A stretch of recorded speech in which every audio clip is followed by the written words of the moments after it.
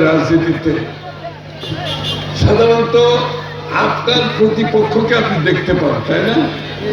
কিন্তু বর্তমানে আমাদের যারা প্রতিপক্ষ তারা দৃশ্যমান না, তাদেরকে দেখা যায় না। তারা মানুষের বাড়িতে গিয়ে গিয়ে বোরকা পরে এই মহিলাদের বিভ্রান্ত করার চেষ্টা করে, মিথ্যাচার করে, ধর্ম বিক্রি করে, এনআইডি কার্ডের ছবি নিয়ে যায়, এনআইডি কার্ড দিয়ে যায়, টেলিফোন নাম্বার নিয়ে যায় বিকাশ করে পয়সা দেওয়ার জন্য। আর প্রত্যেক দিন মিথ্যাচার অপপ্রচারের মধ্যে লিপ্ত আছে। সুতরাং এই জন্য আমি বলছি 12 তারিখ রাত্রে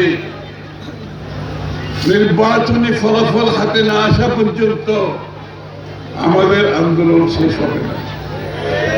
চোখ কান খোলা রাখতে হবে। শত্রু যখন অদৃশ্য তখন কিন্তু চোখ কান বেশি খোলা রাখতে হবে। সবাইকে বলছি, নির্বাচনে ইনশাআল্লাহ নুরুল আমিন চেয়ারম্যান জিতবে, বিএনপি জিতবে।